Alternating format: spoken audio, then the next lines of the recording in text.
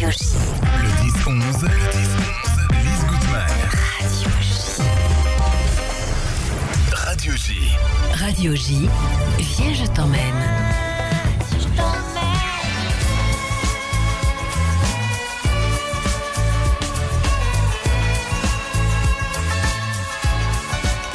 Alors là, vous avez deviné, on est dans l'ambiance de Stockholm avec le groupe ABBA. Pour nous emmener à Stockholm aujourd'hui, eh bien, j'ai le plaisir d'accueillir Dominique Friedman et Steve Kriev. Dominique, bonjour. Bonjour Lise. Alors Dominique, c'est les Journées européennes de la culture juive qui démarrent en septembre prochain. Ça y est, on a le thème. Ça y est, on a le thème. Le thème, en tout cas pour la France, sera les peuples des livres. Oui. Voilà, exactement. Voilà.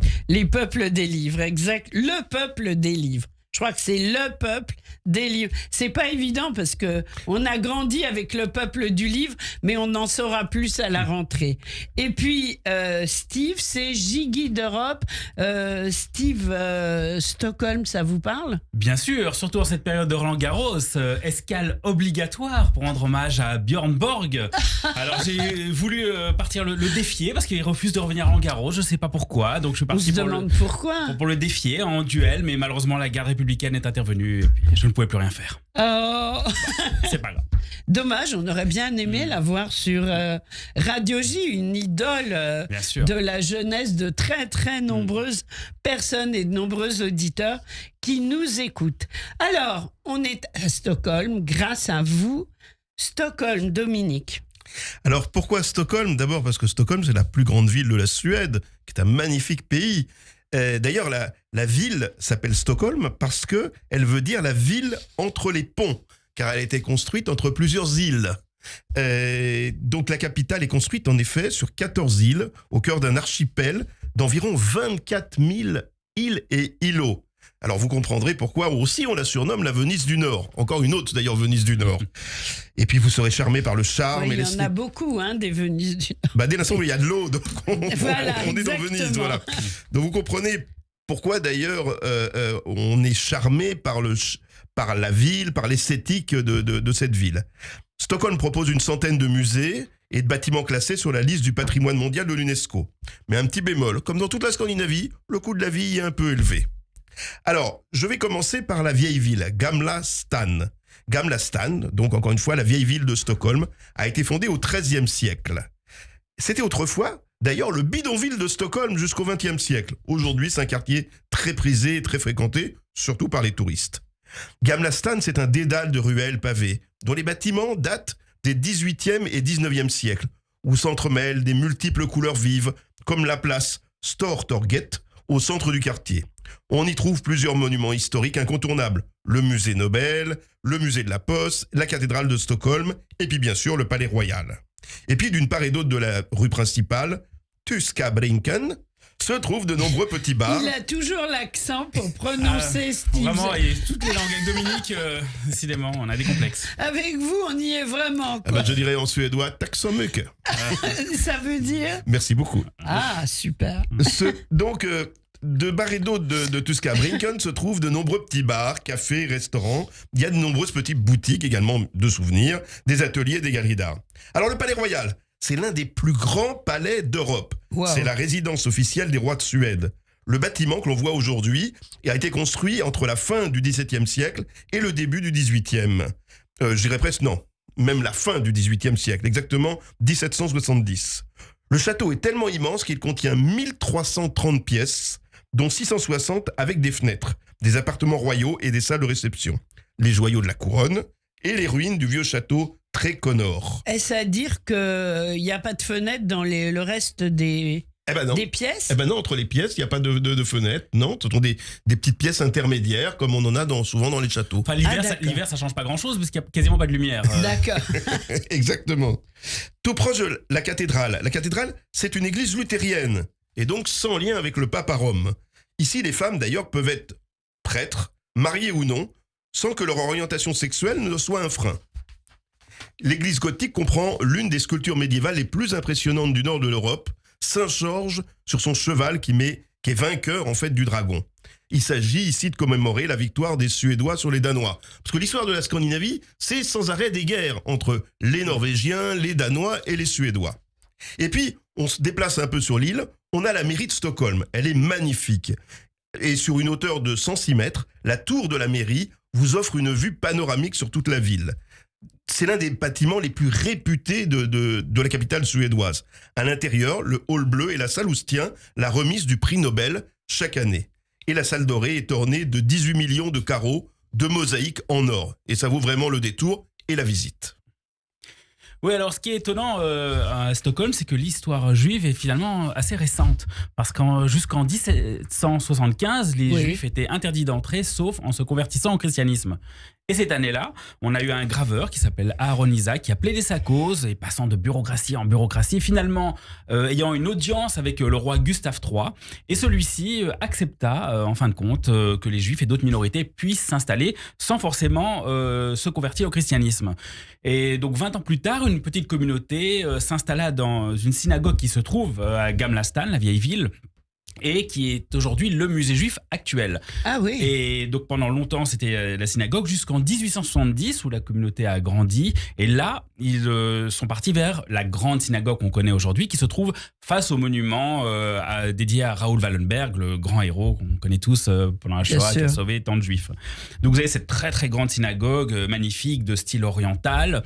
Alors c'est de rite massorti, parce que la communauté juive est plutôt, on va dire, sur ce rite-là. Il y a d'autres synagogues également orthodoxes et libérales, mais massorti, c'est le courant, on va dire, principal. Majoritaire. Voilà, majoritaire, et donc qu'on trouve dans cette très très belle synagogue. Elle est également intéressante parce qu'il y a de nombreuses archives sur la communauté juive, et on peut trouver le fameux Judisk Chronica, qui est l'équivalent d'Actu-J localement. Donc comme Actu-J, un très bon journal aussi à lire pour connaître un petit peu la vie juive. En suédois, bien sûr. En suédois, bien sûr, mais avec Dominique comme interprète. Oui, il n'y a pas de problème, voilà. C'est vrai. Ouais. Merci Dominique.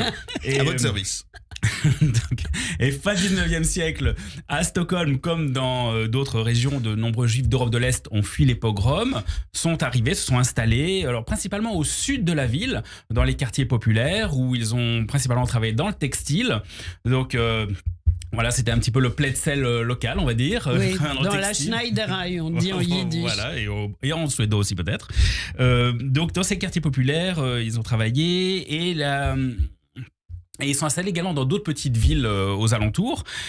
Pendant la Shoah, là, c'était une période plus compliquée parce qu'il y avait de grandes craintes. Il y avait beaucoup de mouvements néo-nazis en Suède, et certains juifs craignaient, en cas d'invasion allemande, une collaboration locale, à tel point, parce qu'il y avait des néo-nazis qui ont fait même des listes, leurs compatriotes juifs suédois, prêts à les donner aux nazis qu'à l'entrée. Donc il y a des juifs qui sont armés en cas où vraiment ils avaient peur de cette guerre civile. Finalement, la Suède est restée neutre, et a même accueilli à un certain moment beaucoup de réfugiés, il ne faut pas l'oublier, danois, lorsqu'ils sont enfuis dans cette magnifique opération qu'on connaît aussi. Ils ont été accueillis en Suède. À la fin de la guerre, la Suède a eu une politique on va dire, moins neutre et plus accueillante, en acceptant près de 10 000 juifs qui sont venus. Donc ça a triplé la communauté juive locale, et la plupart sont restés profitant de cette vie douce suédoise. Il y a un mémorial aujourd'hui de la Shoah qui se trouve près de la synagogue, et une communauté qui aujourd'hui est assez heureuse, assez calme. À Stockholm, justement, c'est une comparaison un peu étonnante avec d'autres villes où c'est beaucoup plus compliqué, en Suède notamment. Magnifique. Dominique, où est-ce qu'on va là? Alors moi, je vous fais visiter, maintenant je vous ai parlé des musées, je vais vous faire visiter 3 musées sur une île, puisque comme on a dit, Stockholm, c'est une multitude d'îles, sur l'île de Djurgården. Je vais d'abord vous parler du musée Vasa. C'est assez incroyable, ce musée Vasa. Il présente un navire presque intact qui sombra lors de son inauguration en 1628. Wow. Et qui ne fut redécouvert qu'en 1961. Ah oui. Au fond de l'eau, voilà. Ouvert en 1990. Et quasiment intact. Quasiment complètement intact. Bien sûr, avec quelques petits points de rénovation, mais bon. Bien sûr, mais bon. Alors, le musée Vasa expose donc ce seul navire du XVIIe siècle à avoir été conservé dans le monde. 95% de ses pièces sont d'origine, ce qui en fait un trésor unique au monde. Il est vraiment incontournable. Tout à côté, le musée en plein air de Skansen. Donc, il s'agit du plus ancien musée en plein air du monde, ce qu'on appelle un peu les écomusées en France. Il permet de retracer ce qu'était autrefois la vie à Stockholm et en Suède. La Skansen, c'est vraiment ce qui retrace cette vie d'autrefois allant des pauvres maisons et villages fermiers aux riches bâtisses de la noblesse, riche et opulente. Et puis, tout près, le musée de Unibaken, qui propose une aventure magique en famille. Alors, faut y aller avec les enfants. Hein. C'est un musée qui est dédié donc aux enfants, qui propose un voyage interactif à travers les univers enchanteurs de l'histoire de l'auteure suédoise Astrid Lindgren. Mais on trouve également d'autres auteurs suédois. Les enfants, par exemple, peuvent monter à bord d'un train enchanté, visiter la maison de Fifi Brin d'Acier Ah oui. et rencontrer d'autres personnages emblématiques. Sympathique, hein. Oui, alors il y a également, en plus, c'est vrai, sur cette île, qui est un peu une sorte d'Euro Disney, on va dire, parce on choisit son ambiance. On va à un moment chez les Vikings, à un moment donc les monuments plus anciens, et on peut y trouver également le musée ABBA, qui est très très bien fait, vraiment. Dont on écoutait la musique. Tout à fait, un très chouette divertissement. On découvre leurs costumes, leurs salles d'enregistrement, leurs disques. Il y a même une salle karaoké, on peut s'amuser à reprendre. Chanter avec eux. Chanter avec eux, c'est vraiment très chouette. Et ça dure une petite demi-heure, le temps de la visite.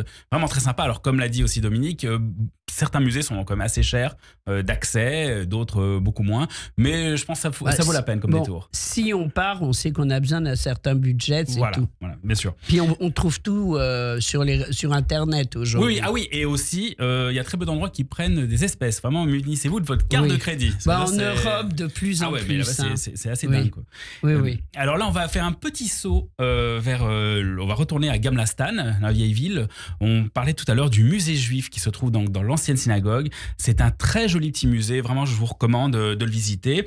On retrouve des pièces anciennes de la synagogue comme l'aron, la bima et plein de choses encore qui sont exposées. Le musée a eu quelques rénovations. Il a rouvert ses portes en 2019 et il présente donc aussi d'anciennes peintures, et c'est assez émouvant parce que lorsqu'ils ont fait les travaux, ils ont repeint certains murs et puis ils ont découvert qu'il y avait des œuvres peintes de style nord-allemand, et c'est parmi les dernières œuvres qu'on arrive à trouver parce que beaucoup de synagogues ont été détruites pendant la Shoah en Allemagne. Donc c'est assez émouvant de se balader dans ce musée qui est vraiment très beau, qui présente beaucoup de pièces. Aussi, à un moment, il y a des cintres qui symbolisent les Juifs qui ont travaillé justement dans le textile avec plein de marques locales créées par ces réfugiés juifs. Il y a aussi les kippotes avec un cheval dessus, qui est le symbole que la Suède aime beaucoup, le cheval. Ah oui. Oui, c'est assez mignon. Puis aussi des ustensiles pour le kidouche et la fameuse boîte KKL qu'il y avait dans de nombreuses familles juives à travers l'Europe. Qu'on a tous. Voilà, il y a toute une expo comme ça de boîtes KKL très touchante. Et vraiment, je vous recommande ce musée-là.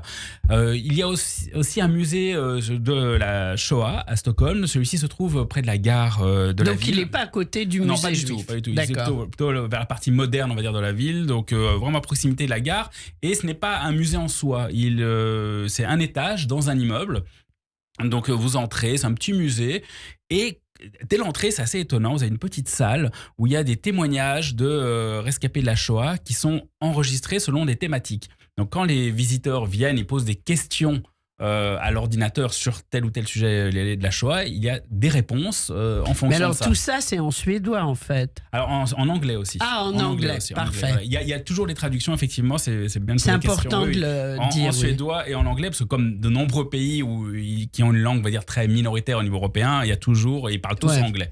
Donc, ça, en c'est Suède, bien. ça, c'est très pratique. Donc dans ce musée, vous avez cette petite salle assez étonnante. Dès que vous entrez, à gauche, vous avez une exposition sur la presse par rapport à la Shoah. Quelles étaient les réactions? Au début, on voit que c'était assez timide, des mots assez pastelisés pour évoquer le sort des Juifs. Mais petit à petit, la presse va plus s'engager, surtout après ce qui arrivera aux Juifs norvégiens sous Quisling. Ça va beaucoup émouvoir la population. Des portraits aussi de femmes, surtout journalistes très courageuses comme Maria Lecce Lovgren. Et Amélie Possé aussi, qui ont justement partagé ces informations, qui ont eu beaucoup de courage. Et à droite, vous avez une autre salle dédiée au massacre pendant la Shoah des Roms. Aussi un moment très très émouvant, parce qu'on voit justement le destin de nombreuses familles, la révolte aussi des Roms, parce que contrairement à ce que certains voudraient penser, que ce soit les juifs, les roms, les homosexuels, d'autres minorités, sont beaucoup battus pendant la Shoah, n'ont pas accepté entre guillemets le sort que certains voulaient leur dédier. Que les nazis voulaient leur dédier. Oui. Et les nazis et leurs sympathisants dans beaucoup de pays. Oui. Et donc ils ont beaucoup rejoint la résistance, l'armée sont révoltés dans les camps, dans les ghettos. Donc donc ça rend hommage à ça. Et ça finit justement sur une très très belle histoire aussi pour personnaliser, humaniser sur une famille. Et on voit l'histoire de la petite Rosemary survivante avec sa mère des camps et qui se trouve sa mère qui a de grands problèmes de santé, qui est obligée d'envoyer sa fille dans un orphelinat, et sa fille subit les brimades de ses autres amis parce qu'ils comprennent pas pourquoi sa mère a un tatouage sur le bras, un numéro tatoué sur le bras. Ils pensent que c'est une prisonnière. Donc vraiment c'est une histoire très très émouvante, et elles vont finalement retrouver le père aussi 7 ans après la Shoah, parce qu'il a été pendant 7 ans dans des camps de travail forcé en Russie. Vraiment un musée très touchant. Les deux sont sur de petits musées, mais vraiment allez les voir. On n'a qu'une idée, c'est d'y aller quand on vous entend, Steve. Dominique. Alors on continue notre balade dans Stockholm, bien sûr, après tous ces musées intéressants et ces lieux intéressants. Et là, je vous emmène dans le quartier de Södermalm, qui est le quartier branché de Stockholm. Une bonne atmosphère bohème, des boutiques, des cafés cosy et des œuvres de street art. Et puis, sur cette île de Södermalm, dans ce quartier, il y a un musée de la photographie qui est intéressant, vraiment très intéressant. Il offre une diversité d'expositions vraiment captivante. C'est un lieu qui vous plonge dans l'art visuel contemporain. Alors, découvrez dans ce musée des œuvres des photographes renommés du monde entier comme Annie Leibovitch, David Lachapelle ou encore Martin Scholler.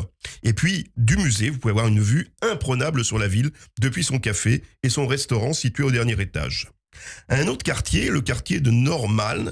Généralement, on arrive souvent par ce quartier-là, puisque c'est le quartier nord de Stockholm et c'est le centre-ville moderne, en fait, de la ville. Le lieu où on trouve l'essentiel et où la vie sociale la plus agitée de la ville. T-Centralen, c'est la jonction entre les métros et la gare centrale. Et puis dans ce quartier, on trouve les grands centres commerciaux de la ville, les parcs, les cinémas, le musée national aussi, et la rue emblématique de Drottninggatan.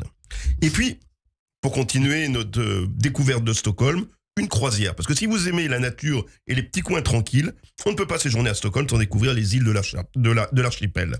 C'est une excursion incontournable. Vous pouvez voguer à travers plusieurs milliers d'îles. Et puis, vous pouvez aussi prendre un ferry pour naviguer jusqu'à la mer Baltique et découvrir encore d'autres îles. Magnifique. Oui, alors on va continuer sur la photo parce que je vais vous ramener au musée juif de Stockholm parce qu'il y a une magnifique expo. Si vous allez à Stockholm, elle va durer encore jusqu'en début 2026, consacrée à Anna Rifkin, qui est la plus célèbre photographe suédoise, mais dont la célébrité était bien au-delà de la Suède. Alors elle fait partie ils sont de nombreux frères et sœurs. Aucun d'entre eux n'ont eu d'enfants, si ce n'est leur œuvre qu'ils ont partagée, soit auteur, écrivain, photographe. Elle est originaire de Russie. Sa famille s'installe donc début du siècle en Suède et elle va être très connue pour ses photos consacrées à la danse, au portrait. Et elle va épouser Daniel Brick à 20 ans, avec qui elle va justement fonder de nombreuses associations culturelles. Lui, c'est un éditeur journaliste qui a créé en 1932 donc le Judith Chronicle, l'équivalent d'Actu-J dont on parlait tout à l'heure. Et on y revient. Et donc elle va être très connue donc, pour ses photos. Pourquoi ? Parce qu'elle va ce qui est magnifique, c'est qu'elle ne va pas, comme c'était à la mode à l'époque, exotiser les populations comme on le faisait de manière un peu caricaturale, voire raciste. Au contraire, elle va s'intéresser aux populations, montrer justement l'humanité de chacune, un magnifique travail sur les Roms, sur les populations Samis, sur plein de populations différentes. Et aussi, elle va créer 2 livres cultes sur Israël dans les années 40 et 50 que chaque famille suédoise aura. Et même dans le monde entier, elle va être très connue pour ça. Vraiment, je vous recommande cette magnifique expo. Anna Rifkin. Voilà, vous avez toutes les infos sur cette expo sur J-Guide Europe et toutes les autres expos européennes. Magnifique. Bah oui, on va sur J-Guide Europe et comme ça, on verra tout. Alors, on termine... Enfin, on ne termine pas d'ailleurs, mais le marché d'Östermalm, gastronomie, rapidement. Avec toutes ces visites, ces activités, il est temps de faire une fika, c'est-à-dire une pause gourmande. Et je vous emmène maintenant, en effet, découvrir, ça y est, on a faim. découvrir les spécialités culinaires suédoises dans le marché d'Östermalm. Ce marché, il a été ouvert en 1888. Il abrite donc des sculptures en bois, des restaurants et de nombreux stands. Vous pouvez déguster du saumon sous différentes formes, dont le fameux gravlax, servi avec une sauce sucrée, des harengs de la Baltique accompagnés de pain de seigle suédois. Les harengs, quand Voilà. même. Le herring, voilà. Voilà, et encore mieux avec un petit verre d'aquavit ou de vodka suédoise. Waouh. Voilà. Et de la Rien viande, pour ça, faut y aller. Pour noyer le poisson, justement. de la viande d'élan, du renne de Laponie, les incontournables Côte Bullard, les boulettes de viande suédoises. Eh ben oui, on ne les mange pas que chez Ikea. Oui. Elles sont servies d'une sauce de viande crémeuse, de purée de pommes de terre, des cornichons et des rêles. Et pour finir notre fika, on peut donc déguster le cannelbulle ou un roulé à la cannelle qui est très populaire en Suède et même dans tous les pays scandinaves. Et aussi le chocolatbollar, des boules de chocolat roulées dans la noix de coco. Waouh. Ça Quel fait menu, envie, quel menu. hein. Vraiment. Alors, on termine très rapidement avec les événements culturels en Europe. Steve Kriev. Voilà, alors donc si ça peut arriver que vous ne soyez pas fan de nourriture suédoise, alors je vous emmène à Manchester où Lise, bien sûr, vous serez très tentée par l'atelier de préparation de cheesecake le 29 Mais mai. oui. Bah oui, obligatoire, et donc on apprend aux participants à faire des cheesecakes, chacun y met... À faire du Keskirun, puisque c'est au musée juif de Manchester. On va le dire. Qu'est-ce en- qui run encore en suédois, on continue à parler Voilà. cette belle langue. Donc chacun peut y mettre du citron, du chocolat, du miel, du fruit, plein de belles choses. À Tolède. Alors à Tolède, un cycle de conférences sur un nouveau regard sur l'exposition permanente sur le phénomène des conversos, et notamment le tournant que se constitua en 1449 avec sa rébellion et donc l'histoire espagnole.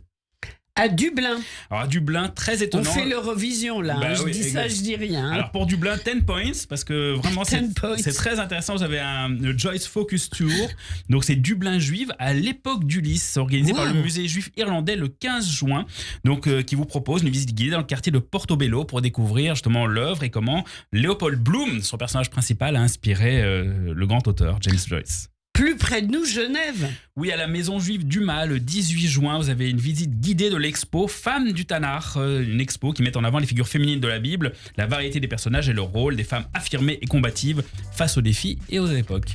Francfort.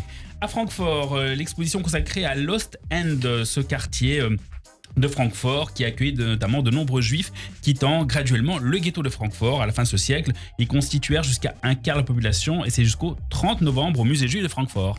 Et on termine avec Bruxelles. On termine à Bruxelles avec la fête des musiques juives le 22 juin dans le quartier de Uccle qui se trouve au sud de Bruxelles. Une célébration qui se déroule dans le cadre de la fête de la musique. Elle rassemble sur scène des artistes belges et internationaux dans un esprit de partage enthousiaste. Un programme riche et varié afin de chanter et danser toute la journée à partir de midi. Les infos sont sur le site de la Maison de la Culture Juive. On y va. On y va court. et tout le reste des infos sur J-Guide Europe. Voilà pour ces expos et ces lieux à visiter. Merci beaucoup Steve Kriev, Dominique Friedman. On vous retrouve très vite sur Radio J pour un nouveau Viens, je t'emmène. Et bien sûr, oui. Stockholm oblige.